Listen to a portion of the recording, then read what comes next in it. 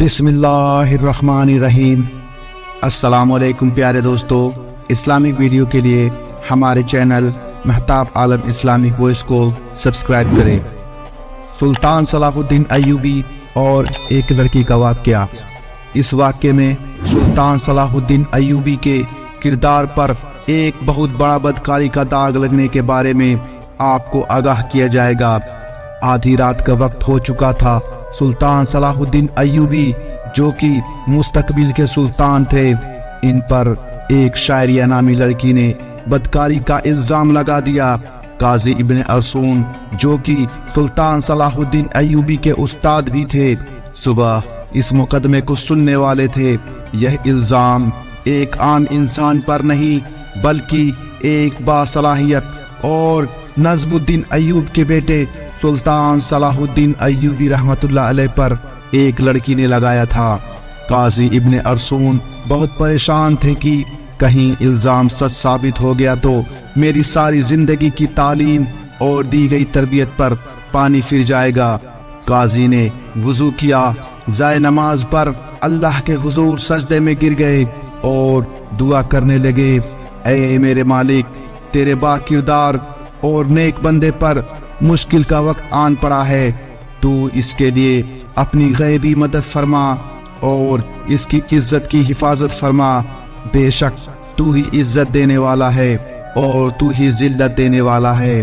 میرا دل تو نہیں مانتا کہ صلاح الدین کسی کی طرف بری نظر بھی اٹھا کر دیکھ سکتا ہے، لیکن دوسری طرف شاعریہ نامی لڑکی پورے وثوق سے صلاح الدین پر اتنا بڑا الزام لگا رہی ہے۔ دوستو، یہ واقعہ کچھ اس طرح ہے کہ جب سلطان نور الدین زنگی اپنی سلطنت پر قائم و دائم تھے تو صلاح الدین ایوبی پر ایک شاعریہ نامی لڑکی نے الزام لگایا کہ صلاح الدین ایوبی نے مجھے اکیلا پا کر میرے ساتھ زبردستی کرنے کی کوشش کی ہے۔ تمام لوگ حیران تھے کہ کیا صلاح الدین اس طرح کا کام کر سکتا ہے؟ کسی کو یقین نہ آ رہا تھا۔ کوئی کچھ باتیں کرتا اور کوئی کچھ باتیں بناتا۔ اگلی صبح سلطان نور الدین زنگی کی موجودگی میں قاضی ابن ارسون نے اس مقدمے کو سننا تھا اور صلاح الدین ایوبی پر جرم ثابت ہونے کے بعد سزا سنائی جانی تھی۔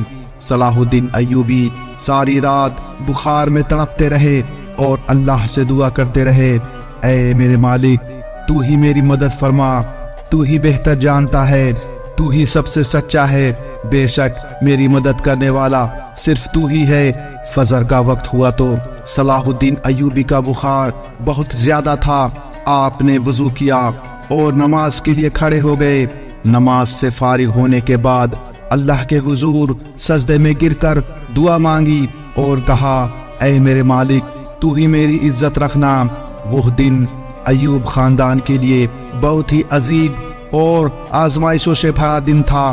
لوگ بڑی بے تابی سے اس لمحے کا انتظار کر رہے تھے کہ جب سلطان نور الدین زنگی کی موجودگی میں آج ہی ابن ارسون مقدمے کو سنیں گے اور صلاح الدین ایوبی کے ساتھ کیا کرنا چاہیے اس کا فیصلہ کریں گے، کیونکہ اس وقت کچھ لوگ تو نور الدین زنگی کے خلاف تھے اور اسی طرح کچھ لوگ نور الدین زنگی کے ساتھ بھی تھے۔ اس لیے لوگوں کے ذہن میں بھی طرح طرح کے خیالات پیدا ہو رہے تھے۔ سورج طلوع ہو چکا تھا۔ سلطان نور الدین زنگی اپنے دربار میں حاضر ہو چکے تھے اور ان کے بائیں جانب پر ابن ارسون کی مسند تھی اور نیچے صلاح الدین ایوبی ہاتھ باندھے کھڑے تھے۔ کچھ دیر بعد قاضی نے فرد ظلم پڑھ کر سنایا اور فرد ظلم پڑھنے کے بعد قاضی صلاح الدین ایوبی سے مخاطب ہوئے اور کہا کہ آپ کو اپنی صفائی میں بولنے کا پورا حق ہے۔ قاضی کی بات ختم ہوتے ہی صلاح الدین ایوبی رحمت اللہ علیہ قاضی سے مخاطب ہوتے ہوئے کہا، قاضی صاحب، جس لڑکی کو میں نے دیکھا نہیں، جسے میں جانتا نہیں، اس کے ساتھ میں کچھ اچھا یا برا سلوک کیسے کر سکتا ہوں؟ یہ سنتے ہی قاضی صاحب نے حکم دیا کہ شاعریہ نامی لڑکی کو حاضر کیا جائے۔ جب وہ لڑکی دربار میں حاضر ہوئی تو لوگوں کی حیرت کی انتہا نہ رہی، کیونکہ اس لڑکی کا پورا جسم ڈھکا ہوا تھا اور صرف آنکھیں کھلی تھی اور وہ بھی بڑی مشکل سے دکھائی پڑ رہی تھی۔ صلاح الدین ایوبی بھی سمجھ نہیں پا رہے تھے کہ جس لڑکی کو میں نے دیکھا تک نہیں، آخر وہ مجھ پر اتنا گھنونا الزام کیوں لگا رہی ہے؟ آخر مجھ سے ایسی کون سی خطا ہوئی ہے جو اس لڑکی نے مجھ پر اتنا بڑا الزام لگا دیا ہے؟ قاضی ابن ارسون شاعریہ نامی لڑکی سے مخاطب ہوئے اور پوچھا، بتاؤ صلاح الدین ایوبی نے تمہارے ساتھ کیا کیا؟ تو اس لڑکی نے کہا کہ میں اپنا بیان پہلے دے چکی ہوں، دوبارہ ان باتوں کو دوہرا کر میں اپنی عزت مزید خاک میں نہیں ملا سکتی۔ بخار کی شدت میں اضافہ ہونے کی وجہ سے صلاح الدین ایوبی کا چہرہ زرد ہو رہا تھا اور زبان بھی لرزا رہی تھی، اور لوگوں کو ایسا لگ رہا تھا کہ صلاح الدین ایوبی بے قصور نہیں ہے اور جرم کی سزا کا خوف ان کے چہرے پر حاوی ہے۔ سلطان نور الدین زنگی بڑے غور سے یہ سب منظر دیکھ رہے تھے۔ پورے دربار میں سناٹا چھایا ہوا تھا اور لوگ بڑے غور سے صلاح الدین ایوبی اور اس لڑکی کی باتوں کو سن رہے تھے۔ صلاح الدین ایوبی نے اس لڑکی سے کہا کہ کیا تمہیں اپنے رب سے ڈر نہیں لگتا کہ تم ایک بے قصور انسان پر اتنا گندا الزام لگا رہی ہو؟ لوگ سمجھ رہے تھے کہ سلطان نور الدین زنگی کا بھتیجا ہونے کی وجہ سے صلاح الدین ایوبی اگر مجرم قرار دے بھی دیے گئے تو سزا سے بچ جائیں گے۔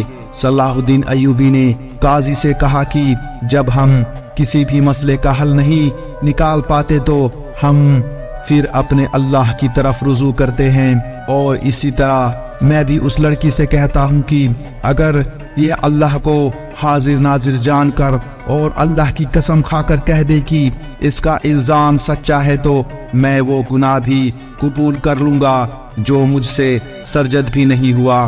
یہ سنتے ہی وہ لڑکی صلاح الدین ایوبی کی اور دیکھنے لگی اور صلاح الدین ایوبی کی حالت سمجھ چکی تھی۔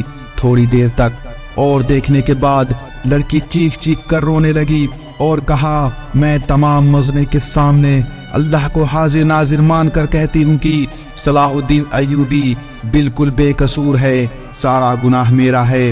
یہ سن کر سارے مجمع میں موجود سبھی لوگ حیران رہ گئے اور اس لڑکی کے چند الفاظ نے مقدمے کی راہ کو بالکل الٹا کر دیا۔ اتنے میں سلطان نور الدین زنگی تیش میں اپنے تخت سے اٹھے اور لڑکی سے کہنے لگے کہ کیا تمہیں پتا ہے کہ الزام تراشی اور بہتان کی تمہیں کتنی بڑی سزا مل سکتی ہے؟ تو وہ لڑکی نے کہا، ہاں مجھے بخوبی معلوم ہے کہ اس عمل کی مجھے کتنی بڑی سزا ملے گی۔ اب یہ کیا وجہ رہی تھی کہ تم نے صلاح الدین جیسے عظیم شخصیت کے دامن کو داغدار کرنا چاہا اور ان پر اتنا گھنونا الزام لگایا؟ لڑکی خاموش رہی اور ساتھ ہی اپنی آنکھیں جھکا لی، لیکن جب سلطان نور الدین زنگی رحمت اللہ علیہ نے لڑکی کی طرف غصے سے دیکھا تو وہ زیادہ ڈر گئی اور خاموش نہ رہ سکی اور کہنے لگی، اے میرے سلطان، میں جانتی ہوں کہ مجھ سے بہت عظیم گناہ سرزد ہو گیا ہے جس کی تلافی بھی شاید ممکن نہ ہو، کیونکہ جو داغ صلاح الدین ایوبی کے کردار پر لگا ہے وہ شاید میں چاہتے ہوئے بھی نہیں مٹا سکتی، لیکن یہ سب کام کرنے کے لیے میں مجبور تھی۔ سلطان نور الدین زنگی نے پوچھا، کھل کر بولو کہ تمہیں اس کام کے لیے کس نے مجبور کیا؟ تو شاعریہ نے وہاں موجود ایک شخص جس کا نام امیر ابن مرقوم تھا اس کی طرف اشارہ کرتے ہوئے کہا، عالی جناب امیر نے مجھے یہ سب کرنے کے لیے مجبور کیا تھا۔ یہ سنتے ہی تمام درباری امیر نے مرقوم کو ملامت اور غصے سے بھری نظروں سے دیکھنے لگے۔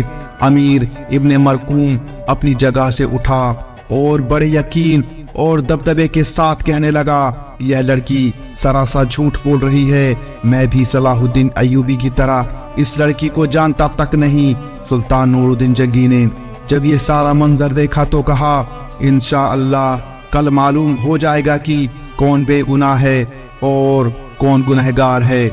اس کے بعد ابن مرقوم کو حراست میں لے لیا گیا اور معاملے کی تفتیش کے لیے جاسوس لگا دیے گئے۔ اس کے بعد سلطان نور الدین زنگی نے شاریہ نامی لڑکی کو اپنے کمرے میں بلایا اور پوچھا کہ بتاؤ اصل ماجرا کیا ہے۔ لڑکی نے کہا عالی جناب، ایک جنگ میں میرے ماں باپ مارے گئے تھے اور میں اس ظالم امیر ابن مرکون کے ہاتھ لگ گئی تھی۔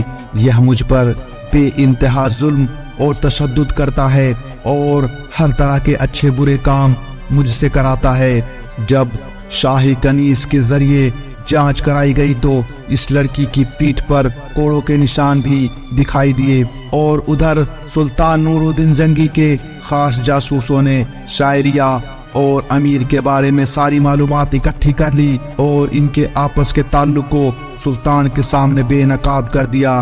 یہ دیکھ کر سلطان نے اگلے دن پورے مجمع کو ایک جگہ پر اکٹھا ہونے کی دعوت دی۔ یہ دعوت اس لیے دی کہ قاضی ابن مرکون کی سزا لوگوں کے سامنے منظر عام پر دکھا سکے اور لوگ اس کی سزا سے عبرت حاصل کر سکے۔ دور دور سے لوگ امیر ابن مرکون کا انجام دیکھنے کے لیے آئے۔ جب اس کو میدان میں لایا گیا تو سخت جنجیروں میں جکڑا ہوا تھا۔ لوگ اس کو ملامت بھری نظروں سے دیکھ رہے تھے۔ شریعت کے مطابق بہتان تراشی کے جرم میں اسے 70 کوڑے مارے گئے، اور اس کے ساتھ ہی سلطان نور الدین زنگی نے شاہی عہدے سے ہٹا دیا، اور ساتھ ہی اس کی تمام زمین اور جائیداد کو صلاح الدین ایوبی کو دینے کی دعوت دی۔ لیکن صلاح الدین ایوبی رحمت اللہ علیہ نے کہا میں کسی کا مال اپنے حصے میں رکھ کر حبیب نہیں بننا چاہتا، اور اس طرح سلطان صلاح الدین ایوبی رحمت اللہ علیہ کی اللہ رب العالمین نے غیبی مدد کی، اور ان کے کردار پر لگایا گیا بدنما داغ اس طرح دھل گیا۔ بے شک اللہ اپنے نیک بندوں کی مدد فرماتا ہے۔ جو انسان شیطان کے وسوسوں اور شیطانی چال سے بچتا ہے تو اللہ تعالیٰ اس کی مدد فرماتا ہے، جس کا ثبوت قرآن شریف میں موجود ہے کہ جب حضرت یوسف علیہ السلام پر زلیخا نے بدکاری کا الزام لگایا، اسے بھڑکایا، اسے گمراہ کرنے کی کوشش کی، تو دروازہ بند ہونے کے باوجود اللہ تعالیٰ کی غیبی مدد آئی اور اللہ نے انہیں سرخرو کیا۔ لیکن شرط ہے کہ انسان کو اپنے رب پر بھروسہ ہونا چاہیے۔ پیارے دوستو، ہم امید کرتے ہیں کہ آپ کو آج کا یہ معلوماتی ویڈیو پسند آیا ہوگا، جو کہ سلطان صلاح الدین ایوبی رحمت اللہ علیہ کے اوپر بنایا گیا ہے۔ تو اس ویڈیو کو لائک، شیئر اور ایسی ہی ویڈیوز دیکھنے کے لیے ہمارے چینل کو ضرور سبسکرائب کریں۔ ہم ملتے ہیں آپ کو اگلی ویڈیو میں، تب تک کے لیے السلام علیکم ورحمۃ اللہ وبرکاتہ۔